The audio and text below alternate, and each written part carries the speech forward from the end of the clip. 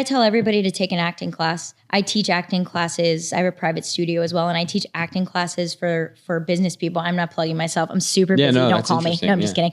But that is so important to be like, what do you know about yourself? Mm-hmm. What do you know about others? And one of the first things I do is memorize somebody's coffee order. Okay. It's the best way to instill group mentality. So when we know we're going to have that bad day in tech where everybody wants to like, you know, quit or cry and you come in with someone's coffee order, it's the best thing you can do. So much you can do before the conversation even starts.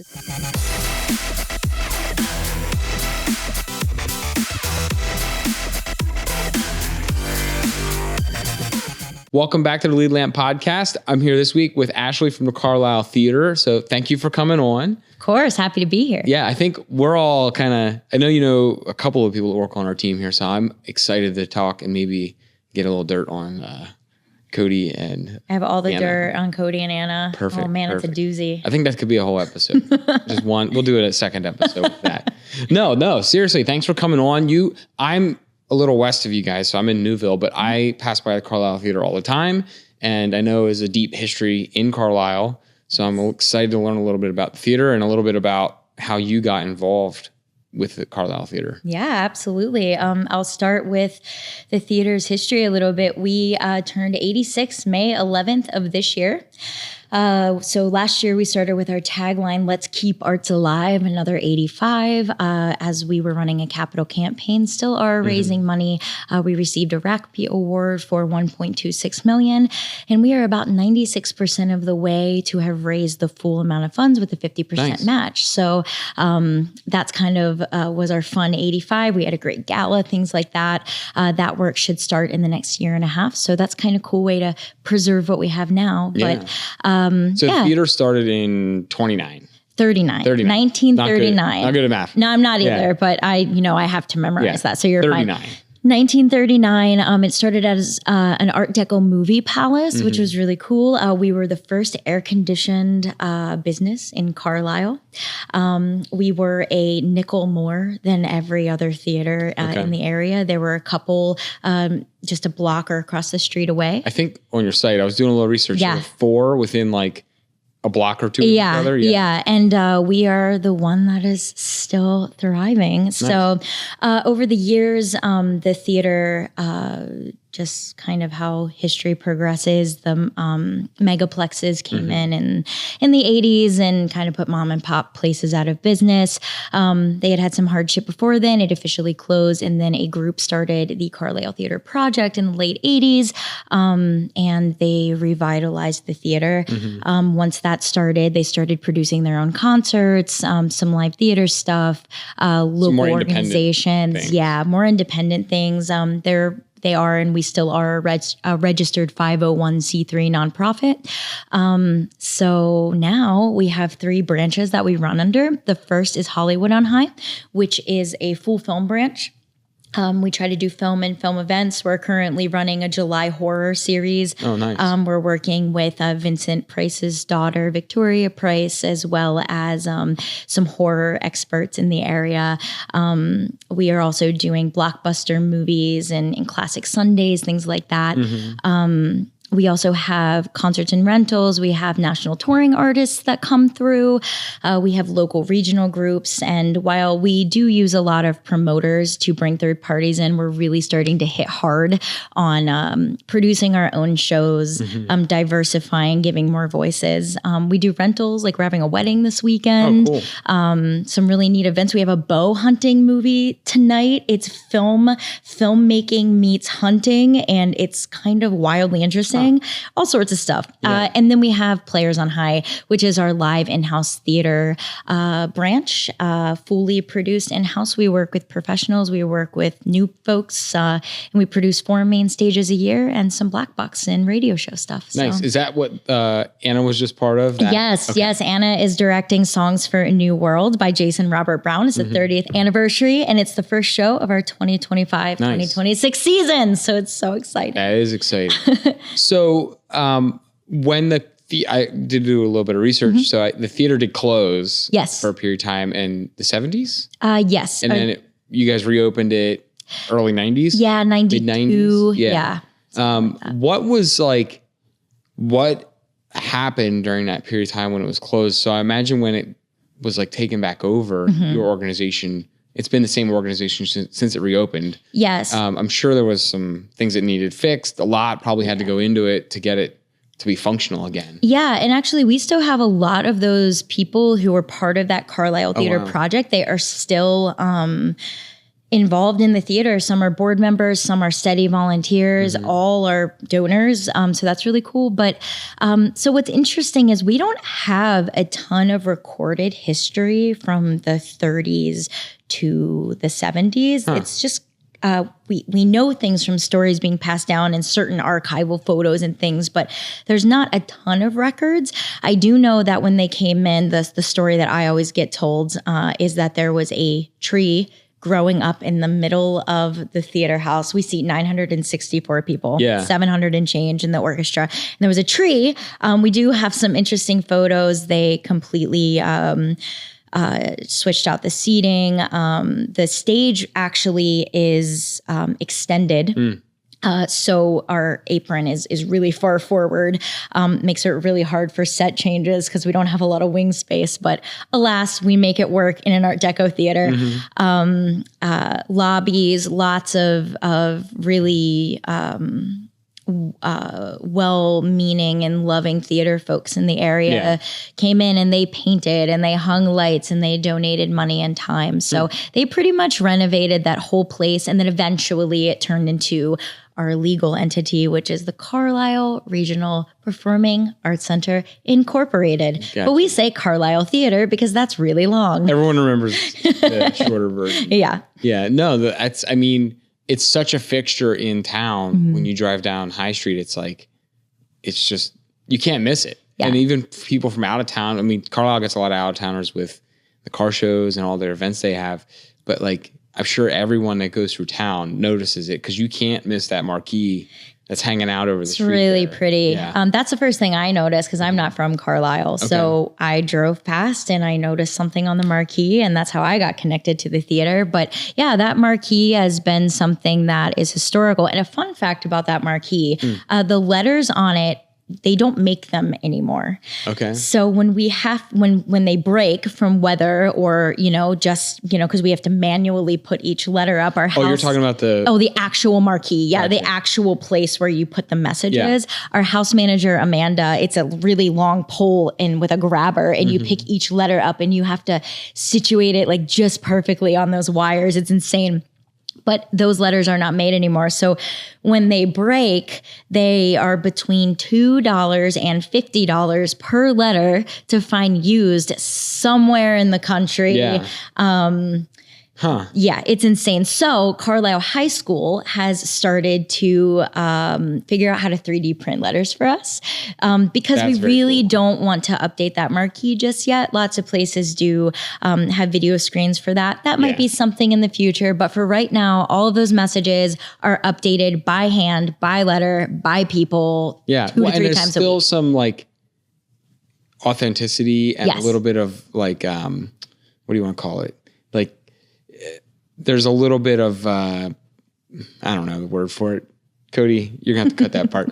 But yeah, nostalgia. There's a little bit of nostalgia with the way that it looks, like the older style. Like you can put a video board up, sure. Yeah. But then it would lose a little bit of that look and feel of like, this is an original theater. Yeah, especially right downtown. It's in the heart of Carlisle. I mean, it was... And everything else is video boards and modern now. Exactly. Like, it stands out because it's not that. Well, and that's what we're really aiming for in this renovation as well. Because, while we don't have the full scope for this infrastructure project, we do know that we are going to be preserving the history of the cosmetics of the theater, integrated into a new way that is for audiences in 2025. Yeah. But one thing we are going to do, just like you said, is we don't want to lose that historical integrity. That would be catastrophic, in my opinion. Yeah. Seeing that marquee lit up is so exciting. Right. And at some point, there's a point where you do too much to it and it just becomes a modern theater then. Like you still want to hold on to that nostalgia. You still want to hold on to that because like people are going there with that intention. You can show a more modern movie on it, but there's still something about sitting in an older, more original looking theater. Absolutely. Yeah. That's why it's so delicate as we grow. And this is something that we work on as a nonprofit all the time. You know, who we have helping us, who we have on staff, who supports, like making sure we're all on the same page so that the theater is the first and foremost in our That's thoughts the first with priority. integrity. Right. Yeah. So it's like, how do we upgrade and make sure that people are having the best experience possible? An example, we just put $350,000 of new lighting and sound equipment. We have a new JBL A8 rig in there for audio, which is great. We have over 30, it might be over 40 now, new LED fixtures replacing our incandescent lighting. Those things are all great for the experience, but it doesn't take away from any of the integrity, because when you walk in, you see the Art Deco everywhere. We also do lots of ghost tours and like fun things there. And if you're there late, it's really scary and you want to run away because they're not going to hurt you, but they're also creepy. So like live actors? What'd you say? Or like live actors, or No, like ghost actual tours? real dead people. Okay. We don't want to take away the charm of people being scared at night. It's really one of our favorite things. Okay. So. Is that during Halloween, or you do it all year? All year round. We have some historical ghost tours, and we've had a couple companies come in and do it. But one of our board members actually runs a paranormal company. They used to be in Gettysburg, and now they come here and we talk about the history of the theater and all that stuff. So if you're into those ghost stories, that's a fun thing to do after hours too. It'd be fun to check out. Yeah, and it's free if you join a crew and are there late crying and working on a show and you're just there late, you get the ghostly experience is free. Nice. Now, is there a history in the theater that lends itself to, the ghost tours? Yes. So we don't have to go dark with it. Like, it doesn't have to be. I don't know. I don't want you to lose. You'll probably gain followers because people love Netflix specials on people dying and things. It's like those are always number one hits on Netflix. Yeah. Excuse me. We have had some people have medical emergencies in the theater. Again, I've only been here about 6 years, but it is rumored that someone did have a heart attack in the back row audience, right?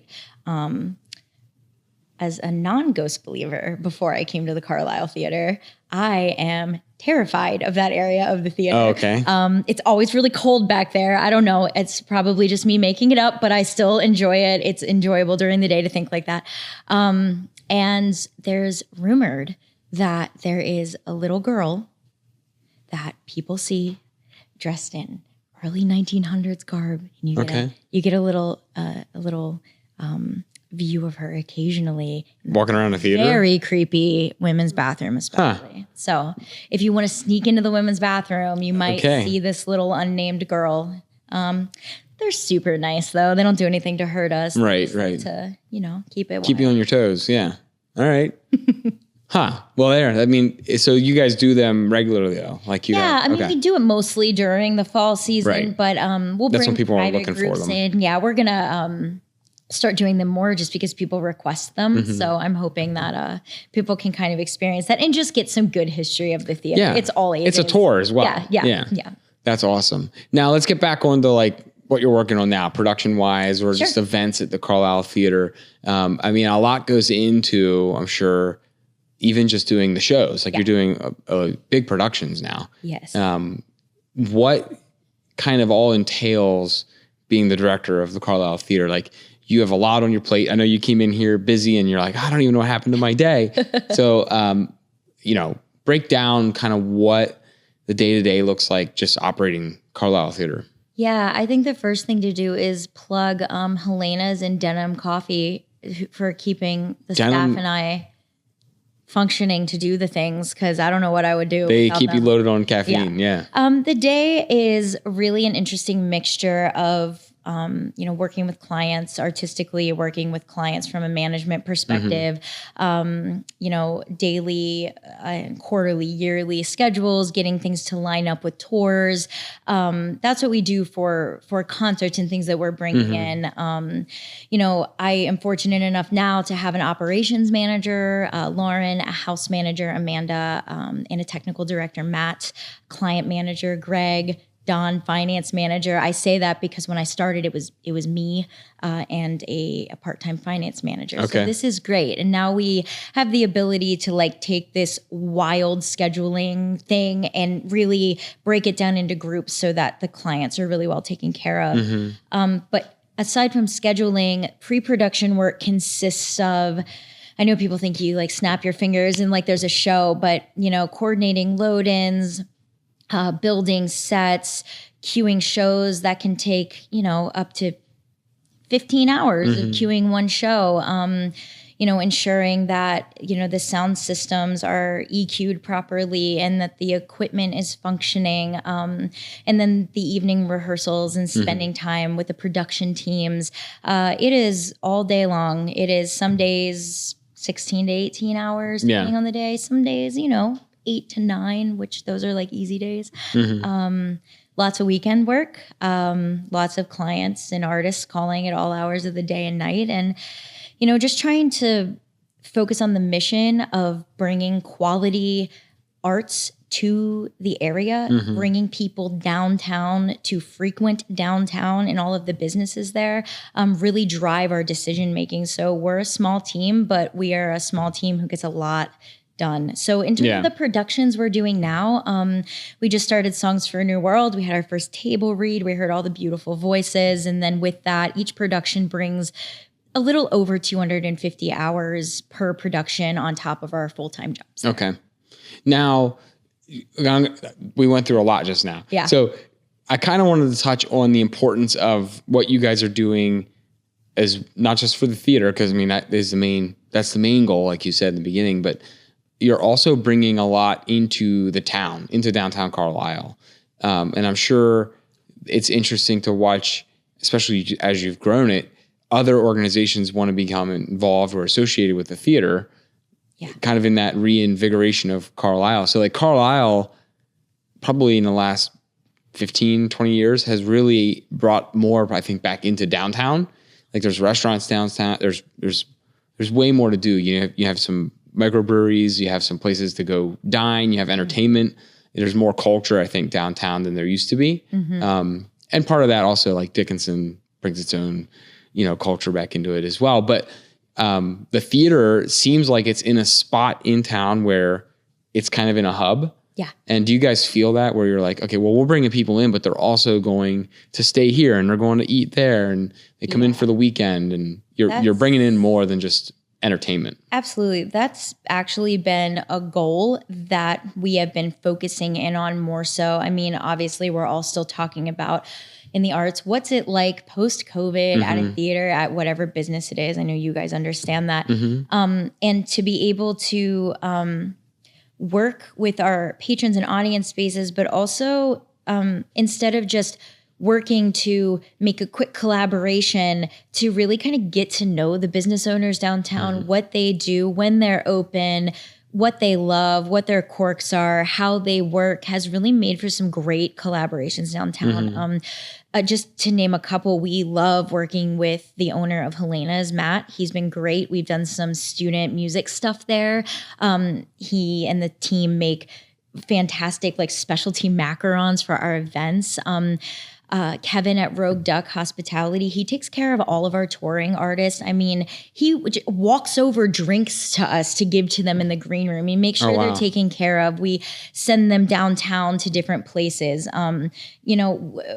We really see downtown being someplace that can once again be open again later, where these breweries, where these restaurants, where these retail stores can have that traffic. We know we're not the only part of it, but we do feel like we have a pretty big responsibility to get those audience bases in here where they may not have entertainment options where they are. We want to bring them in from 60 to 90 miles away if possible and have them have a full experience. One way we've done that is working with Comfort Suites downtown. They're 1 block away from us. Yeah, they're right around the corner. Yeah, where Whiskey Rebellion is.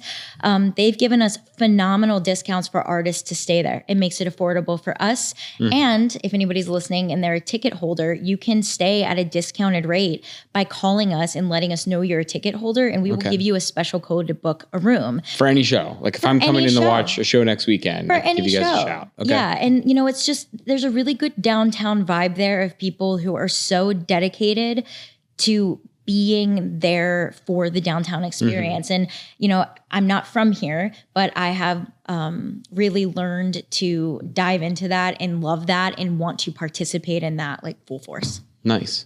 And it's cool that it sounds like you have like-minded businesses around you that are like, well, we can provide this, which complements what you're doing.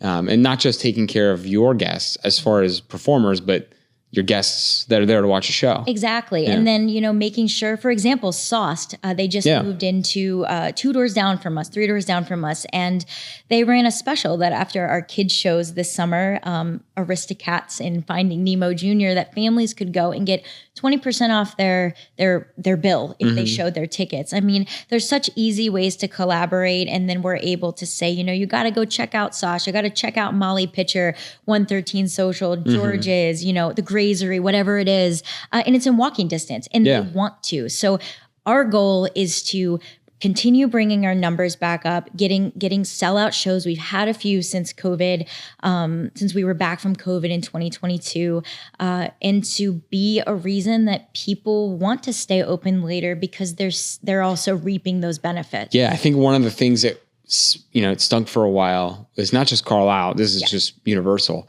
Any of these smaller towns that had like attractions to go to or whatever, it felt like they just started this, the town would stop at like 6 or 7 and it was it. It's so sad. Yeah. But we get it.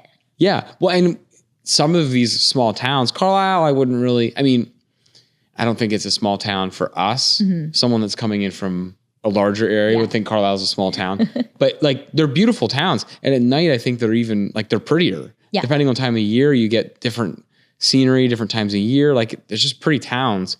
And to see them shut off when the street lights come on and everything, all the businesses shut down, it's kind of depressing because it's like, just walk down the sidewalks on High Street or anything. And it's just like, it's pretty. Why are not more people out here? Yeah. Well, that's why it's important to talk about things like, not living in a box, not living in a bubble, because I do think, and I do this too on a bad day, we fall into this trap of how am I going to fix something? How am I going to save something? And the reality is, I think we're all so busy that it is really difficult on everybody to take extra time to meet and incorporate new people for a product, right? I mean, it's difficult to collaborate, maybe not on paper, but in action. And I think that if we commit to doing that in whatever way we can and acknowledge that it requires that and we cannot save the day on our own. You can't shoulder that by yourself. You can't shoulder that, right. And nor should you, because then you're missing out on all of the other creative aspects, because everybody downtown, whether you're a theater or not, you're an artist, right? Right. Whatever you have hanging in your boutique, whatever special app you have, whatever drink you have at the bar, or whatever, everybody downtown is an artist. So hitting on people like the DCA, Downtown Carlisle Association, Phil and Stacy run that, and they do a spectacular job following up with businesses, making sure everybody knows what's going on, and coming together for events like when the car show comes through.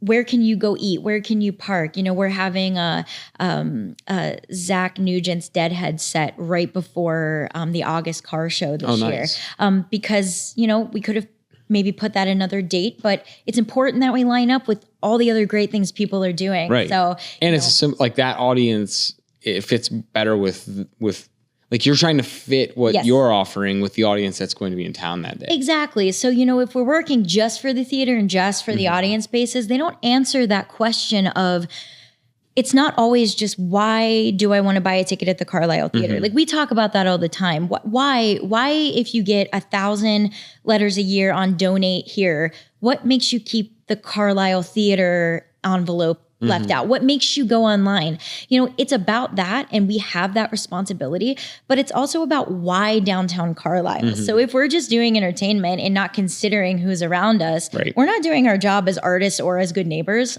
So we try. We are not perfect, but we certainly are very inspired by the really cool stuff that the local organizations are doing. And again, as not a Pennsylvanian, where are you originally from? I'm from West Virginia. Okay. All right. I'm from a small town. I'm from Berkeley Springs, and I went to WVU and received my BFA in acting and theater. Okay. And yeah. I had to ask because you had mentioned it a couple of times. I was like, where are you? Yeah, from? no, I had South Central PA is so weird to me. I feel like it's an odd market. It's a really odd market, and it's made me shift my way of thinking, which was frustrating and very eye-opening. Okay. Of what people want to see and why, because I am constantly shocked at what people need or want, or it's that kind of triangle I always talk about: what people need to see, what people want to see, and then what is our duty to show them that maybe they don't know exists. Right. So I don't know. I think the best way to do that is be friends with everybody. Yeah. And be friends with every theater in the area. Send people to other theaters. Your actors, your performers, make sure that they know other theaters exist. How do you get people to support the arts entirely right now? Which is, a huge question for all of us in this current state of the world. When the way you explained it, it seems like it's more about just being selfless with what you have. Yeah. And then hoping that like-minded people are reciprocating that back to to what you're doing too. Yeah. And I think that's really the basis of everything I've studied in my life in the arts. I was really pushed in the direction of studying method acting techniques through Sanford Meisner and Uta Hagen and all of these people. And one thing that you learn on stage behaviorally is the person or the thing over there is the most important thing. You don't know how to respond or what to say or what to do unless you're intently listening to what you're given. And that's really hard to remember when you're exhausted and you haven't eaten and everybody's annoying and you have a show. And it's, we always have to regroup and ground ourselves back to that so that we don't miss something. Because anything that one of us comes up with is always made better by somebody else who is like-minded in what they want to achieve, putting that into the pot. So, we do consider ourselves to be collaborators. And that's why when we rebranded Players on High, it was originally Carlisle Theatre Company. We rebranded under the notion of group mentality. Everybody's sick and tired of me talking about this, and I never will. I'm going to be in your head until you die talking about and afterlife group mentality. When do I need to step up and lead the group? Because that's what we need to get to the goal. And when do I need to step back because I'm a little too far ahead? And when do I need to use my peripheral for what we need to collaborate and succeed as a group? And we push that hard. Well, I think that's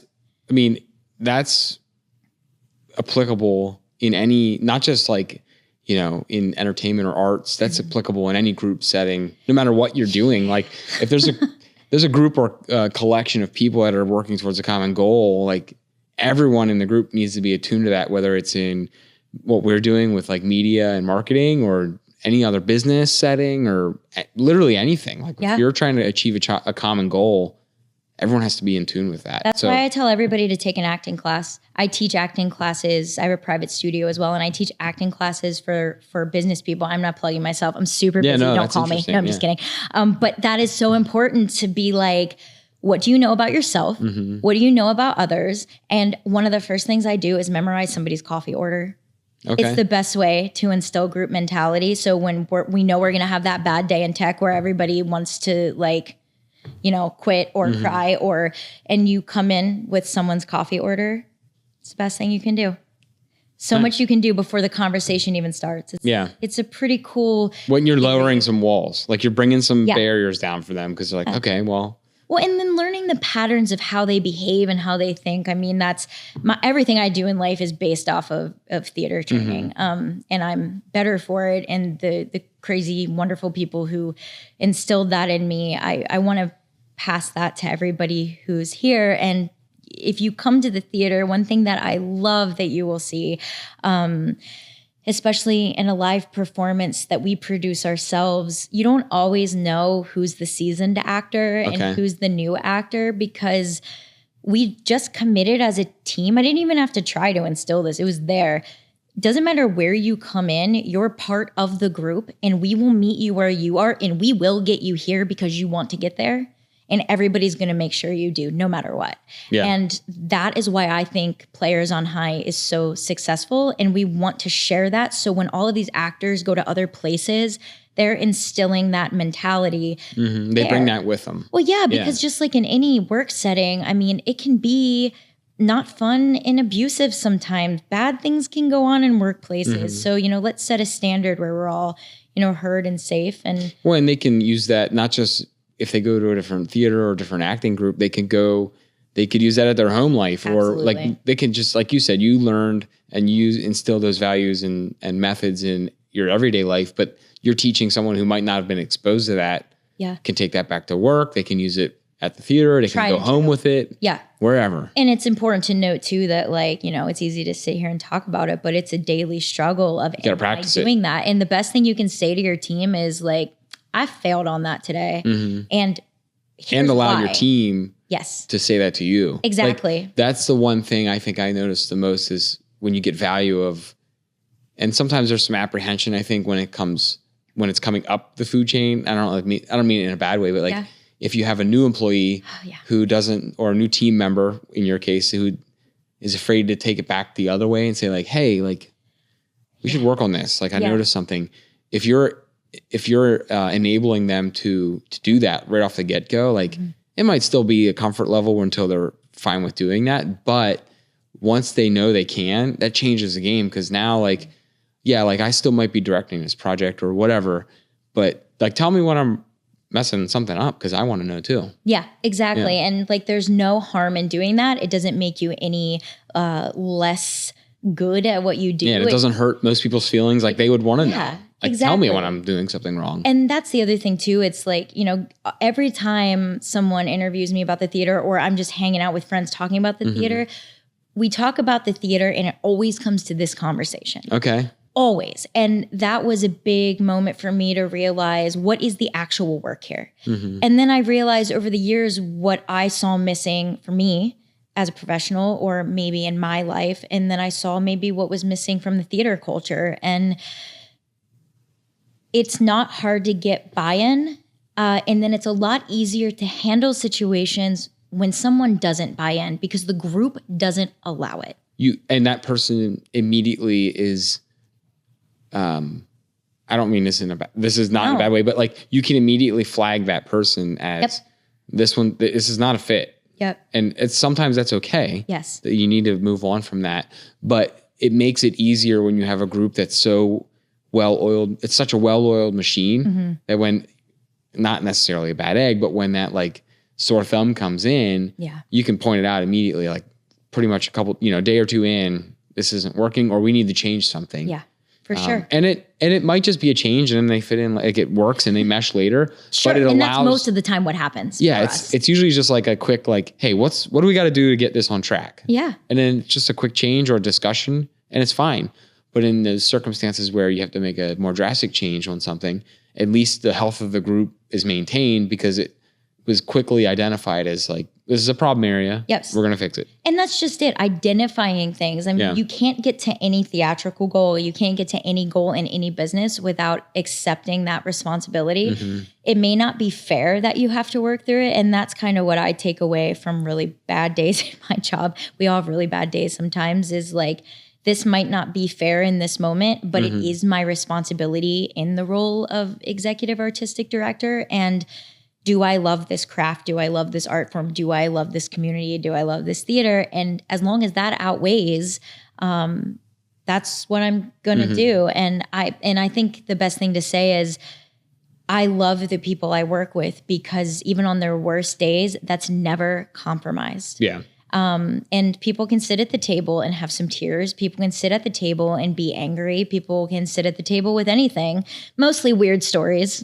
But it's really nice to watch people grow in that because behaviorally for, acting techniques like Meisner, it's all about, like I said, listening, but watching behavior, watching, listening, remembering, notating patterns of behavior. It's not always a one-time thing. It's we had a mess up here, but this pattern of behavior doesn't lend itself to this result. So I don't know. I think that's why the theater is doing so well. Okay. I don't think it's because of me. I don't think it's because of it being the gem of downtown. I don't think it's because it's historic. I think because everybody chose to buy into what I offered, and then they made it better than I could have by myself. Yeah. Well, I mean, I wouldn't shortchange yourself on that though. Like, you're instilling core values.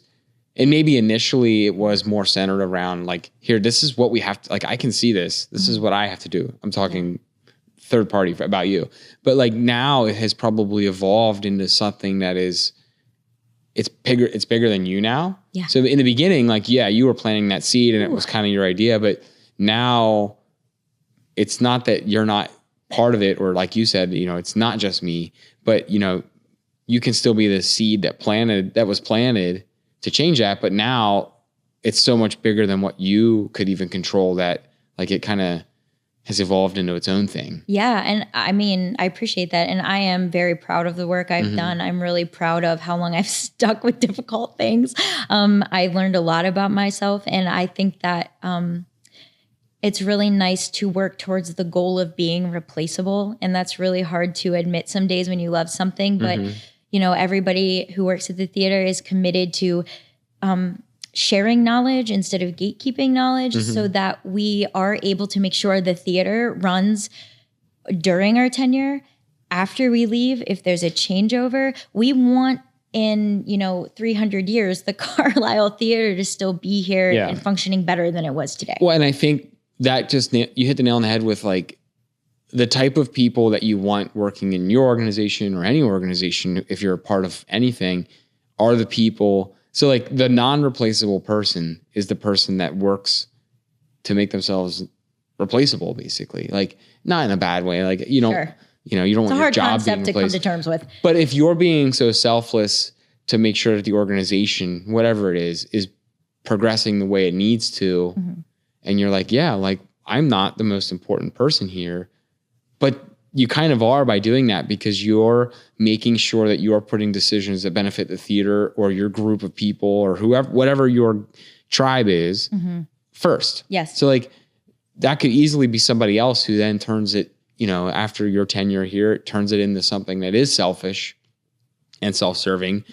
Well, that's the wrong person. So like, in a way, you are really irreplaceable, because that is the right that's the right person and group of people you want working for something like that. I agree. Yeah. And that's, I think, why I love the theater, the Carlisle Theatre in particular, and why I'm still there. It's the people inside the building. And, right now people are hurting for volunteers all across the country.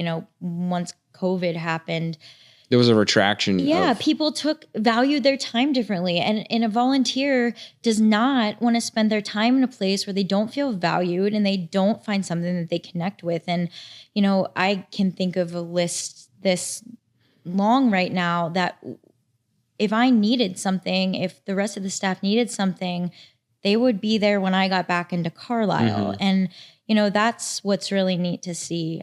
Everybody has a place, everybody is welcome, and there are things that we require are abided by, base level, respectful things. And if people can follow those guidelines, we can do it. We can do anything. Yeah. That's why I'm excited for the future of the theater. I see a lot of growth because of that. And I think that that's missing in a lot of cultures. And don't get me wrong, like, I can be a real grumpy person just like the rest of us. I can say something and immediately go, nope. Shouldn't have done that. Have been said or done. And, I think that realization for all of us as we're human beings, but we care about something, is why the theater is running. So I'm assuming all of our staff is listening to this because they love me.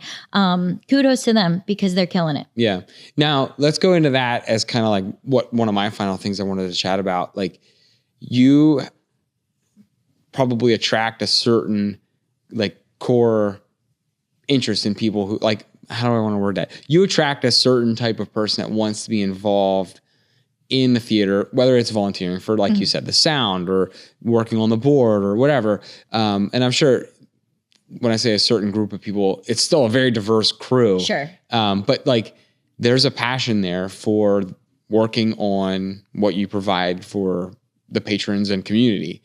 But at the end of the day, like you've probably seen a number of people that come in and they just want to get involved with something and they choose you guys, whether they heard great things or they just had a good experience there through a show or whatever. That's got to be super rewarding when you see someone coming in, they don't really know anyone, but they want to help and they want to get involved in a show maybe or whatever, some kind of production. And you see them change even their lifestyle through just being involved with something. It's super cool. It's also important to note that like there are so many ways to get involved that like a lot of people usually show up for auditions and you know, that's the fun thing. That's like, I want to be on stage. Right. And then they realize like, oh, you know what? I really love this show. So I'm interested in pulling props for the show. Yeah. I'm interested in doing costuming. Oh my gosh, I love makeup. I want to do stage makeup and hair design. I want to help with the set or I want to help with the set. And you know, a lot of times it's full families we have full families who come in, all ages. Youngest is 4 right now. Okay. Oldest, well, I don't want to out anybody, but we're like well into our 80s for some of our That's older. Good though. Yeah, that's amazing. And I think it's really cool to see them come in and watch the things they do. And in particular, what I love when that happens, we had one person come in and they didn't know what they wanted to do. And they ended up painting the lettering on a sign. It's this little sign that was on the set. And I think I heard 5 or 6 people go up to them and be like, hey, during that run through, when the lights came up on your sign, that was so cool. That was beautiful. Look at that sign. And it's like, nobody's blowing smoke. Like that was a great sign. And you need to know that we noticed the lettering that you did by hand. And it could have just been something that was such a small detail that got overlooked and it didn't like. But you did it and you did it for this and like right on, like come back. What do you want to do next time? So yeah, I think that that's rewarding for everybody. And I think when there's an infinite number of places for people to exist, people decide that they're going to go with the flow because I'm an organic person. I'm an organic director. Like if you are a type A schedule, like, yes, we schedule things for the theater, but like, you know, we're going to get into a rehearsal and be like, all right, so stage managers, I know you don't like me for this, but it's like, let's see what the group does. And then let's try my blocking and then we'll run it 6 times and whatever happens. And when it works, we'll write it down. They're all cringing. They're like, they're all cringing, but so many good things come from that like that mentality that others bring to that exact thing is why people stay. We have a really good retention rate of people. Well, and that's kind of goes to what you were talking about earlier, where you were saying like you're empowering people to work as a group. Yeah. You know, your stage managers might not have wanted to do something that way, but then they saw as a group like, well, no, actually that was a lot better. Like we should go with that now. Well, yeah. And I think like the last thing that I want to notate on this, because I think it's really easy to sit here and talk about all the great things that we do. And we do a lot of great things. But I also think it's important to say that the arts are struggling right now.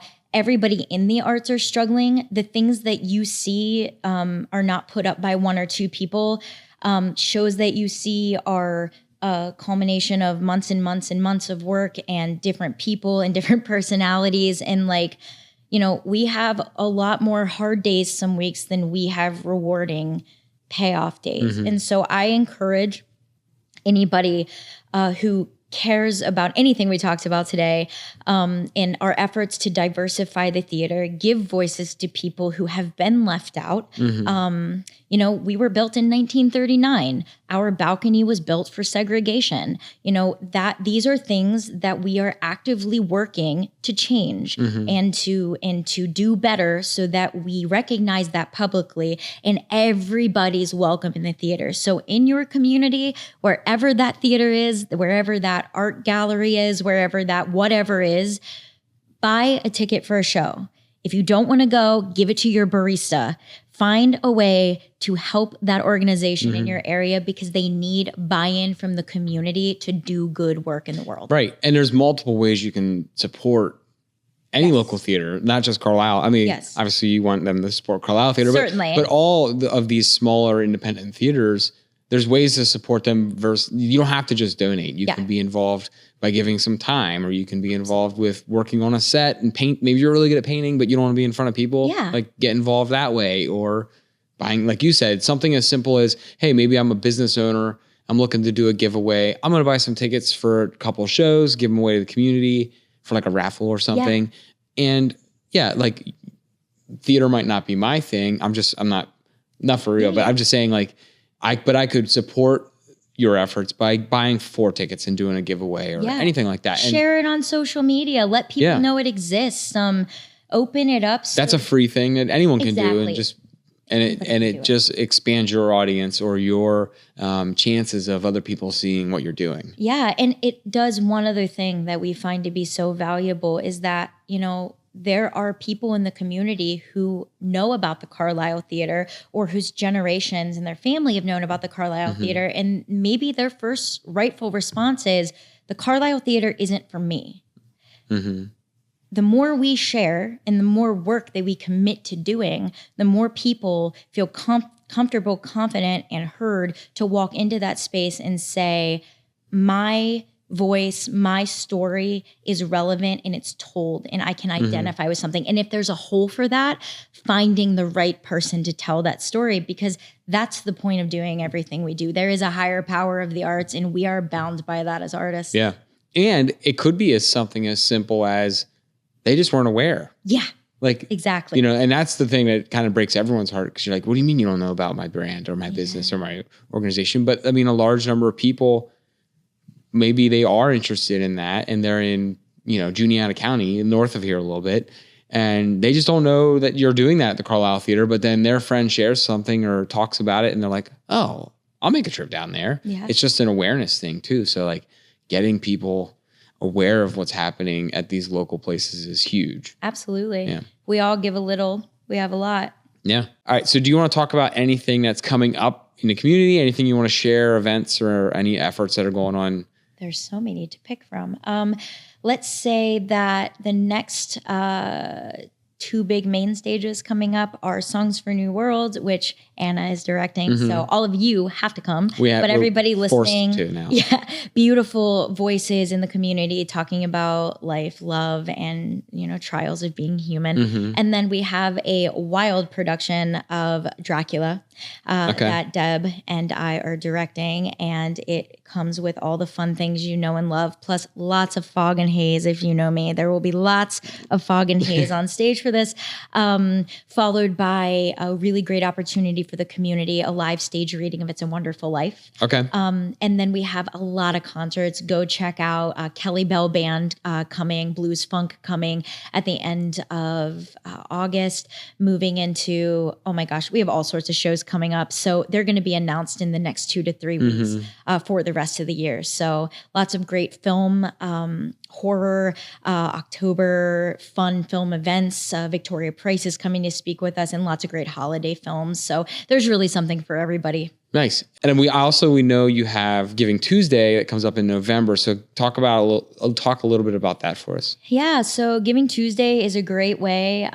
in the November, December giving season to really help the theater reach certain in-house goals. So I would really consider the campaign through carlisletheatre.org. All of our campaigns are up there, giving us donation time, offering maybe some items we need, or donating money to the campaign so that we can keep bringing high quality, diverse arts to our stage as we grow for the next season. Nice. And all your info for that will be on your website and social? carlisletheatre.org and Carlisle Theatre on Instagram and Facebook. Awesome. Cool. Well, thank you for coming on the podcast and talking all about the theater. I have a couple things I need to go check out now, though, for sure. Like, you do. I have to do a ghost tour. Yes. I have to see that. I just want to get a tour of the theater, to be honest. We could just bring you in at night and lock you in by yourself, and you can great. Tell us what happened. Perfect. Just bring a sleeping bag and just hang out for the night. No, I'm interested in. I just wanted to see a tour of the theater. So I love old architecture, and I can explain why I'm into old architecture off the show, but it's fun. And I love like the Art Deco look and feel of just building. I love seeing an old building whether it's been repurposed or unfortunately, sometimes you see these buildings that are kind of dilapidated. Yeah. But I just love seeing whether they're in ill repair or they're restored. I love seeing old, like industrial or Art Deco architecture.